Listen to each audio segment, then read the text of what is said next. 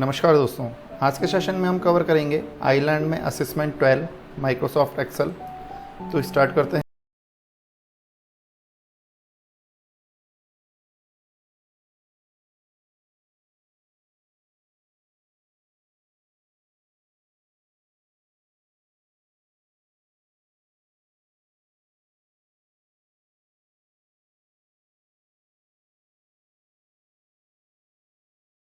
आप सी कॉलम में कौन सा सबसे उपयुक्त फॉर्मूला लगा सकते हैं। लैन ब्रैकेट स्टार्ट करेंगे और जिसके भी करेक्टर काउंट करने हैं, B2 के काउंट करने हैं, तो B2 ब्रैकेट क्लोज। स्क्रीन पे इमेज देखें। आप औसत आयु की गणना करना चाहते हैं उपरोक्त सिनोरियम को ध्यान में रखते हुए। इसके लिए आप निम्नलिखित में से कौन सा फॉर्मूला प्रयोग करेंगे।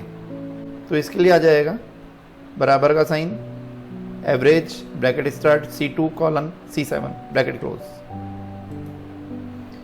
कौन सा चार्ट समय के बढ़ते जो मान के साथ रुझान को आदर्श रूप से दिखाता है, जो नियमित समय अंतराल हॉरिजॉन्टल या एक्स पर प्लॉट किए जाते हैं। Line chart. स्क्रीन पर इमेज देखें। आप सेल B2 में टैक्स कैलकुलेट करना चाहते हैं। 7% टैक्स कैलकुलेट करने के लिए आप सेल B2 में कौन सा फॉर्मूला लगा सकते हैं। 7% टैक्स कैलकुलेट करना है तो तीनों ही फॉर्मूले जो हैं वो टैक्स कैलकुलेट करने के लिए हैं, तो उपरोक्त तो सभी। स्क्रीन पर इमेज देखें। आप सिर्फ 0 से बड़ी संख्या ही जोड़ना चाहते हैं उपरोक्त सिनोरियम को ध्यान में रखते हुए। इसके लिए आप निम्नलिखित में से कौन सा फॉर्मूला प्रयोग करेंगे। आंसर आ जाएगा बराबर का sign, some if A2 colon A8 और कंडीशन यहाँ पे लगा देंगे ग्रेटर देन 0। 0 से बड़ी संख्या ही जोड़नी है। एक्सेल में सॉर्ट ऑप्शन किस मेन्यू में होता है। सॉर्ट ऑप्शन होता है जनरली जो यूज़ करते हैं वो होम मेन्यू से करते हैं, लेकिन यहाँ पे होम मेन्यू नहीं है तो डेटा में भी आपको सॉर्ट ऑप्शन मिलता है।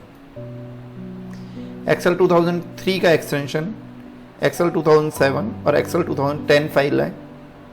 यहाँ पे आ जाएगा एक्सटेंशन, सेकेंडरी नेम पूछा गया है। एक्सेल 2003 में XLS और एक्सेल 2007 में XLS X लग जाएगा और 2010 में भी XLS X लग जाएगा। स्क्रीन पर इमेज देखें। अपेक्षित परिणाम के लिए आप सेल C2 में कौन सा सबसे उपयुक्त फॉर्मूला लगा सकते हैं। आउटपुट जो आ रहा है वो आ रहा है आपके पास में ATAK, मतलब यहाँ राइट हैंड साइड से करेक्टर फैच करने हैं आपको। यहाँ पे फॉर्मूला आप लगाएंगे right B2 5 bracket close. Excel workbook निम्न में से किन के संयोजन से बनती है। वर्कशीट और चार्ट।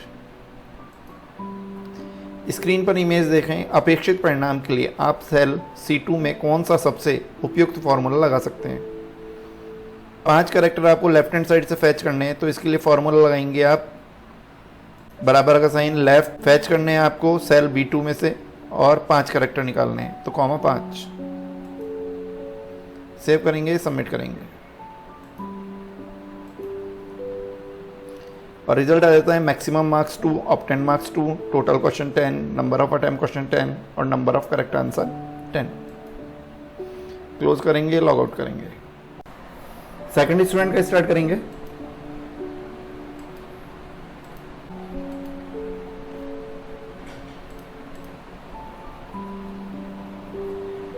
स्क्रीन पर इमेज देखें। अपेक्षित परिणाम के लिए आप सी कॉलम में कौन सा सबसे उपयुक्त फॉर्मूला लगा सकते हैं। यहाँ पे हर एक वर्ड का फर्स्ट लेटर कैपिटल है, तो यहाँ पे लगाएंगे प्रॉपर B2। एक्सेल वर्कबुक निम्न में से किन के संयोजन से बनती है। वर्कशीट और चार्ट। स्क्रीन पर इमेज देखें। अगर आप फॉर्मूला बराबर $B3 सेल F15 में कॉपी करते हैं तो क्या होता है। रिजल्ट होगा 100। एक वर्कशीट में रो तथा कॉलम टाइटल को होल्ड करने हेतु, ताकि जब वर्कशीट को स्क्रॉल किया जाए तो वह स्क्रॉल ना हो, निम्न में से क्या उपयोग लिया जाता है। Freeze pane command. एक्सेल में सॉर्ट ऑप्शन किस मेन्यू में होता है। डेटा। स्क्रीन पर इमेज देखें। सेल C2 के मान को 2 दशमलव तक परिवर्तित करना चाहते हैं। इस परिणाम के लिए आप सेल D2 में कौन सा सबसे उपयुक्त फॉर्मूला लगा सकते हैं? 2 डेसिमल में कन्वर्ट करने के लिए लगाएंगे बराबर का साइन, राउंड C2, और 2 डेसिमल करना है तो कॉमा 2। स्क्रीन पर इमेज देखें, डैश ऑप्शन का प्रयोग करके आप इस रेफरेंस इमेज में दिखाए गए डायग्राम बना सकते हैं।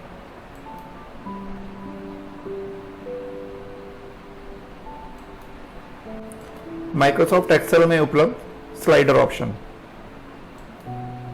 स्क्रीन पर इमेज देखें, अपेक्षित परिणाम के लिए आप सेल C2 में कौन सा सबसे उपयुक्त फॉर्मूला लगा सकते हैं? यहां पे लेफ्ट हैंड साइड से 5 कैरेक्टर आपको निकालने हैं, तो यहां पे फॉर्मूला लगाएंगे आप बराबर का साइन, लेफ्ट B2, 5। एक्सेल 2003 का एक्सटेंशन एक्सेल 2007 और एक्सेल 2010 फाइल है।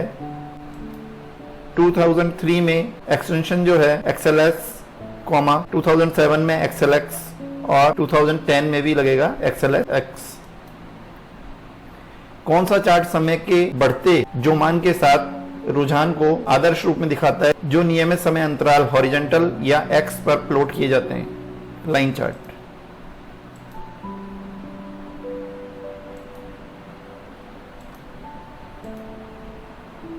और रिजल्ट हो जाता है maximum marks 2, obtain marks 2, total question 10, number of attempt question 10, number of correct answer 10। Close करेंगे, लॉग आउट करेंगे। थर्ड स्टूडेंट का स्टार्ट करेंगे।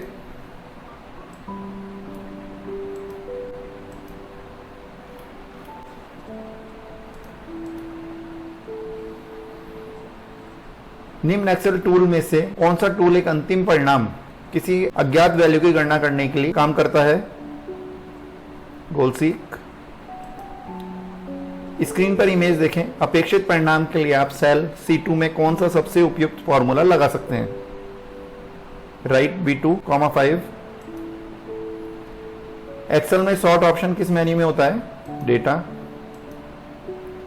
स्क्रीन पर इमेज देखें, डैश ऑप्शन का प्रयोग करके आप इस रेफरेंस इमेज में दिखाए गए डायग्राम बना सकते हैं।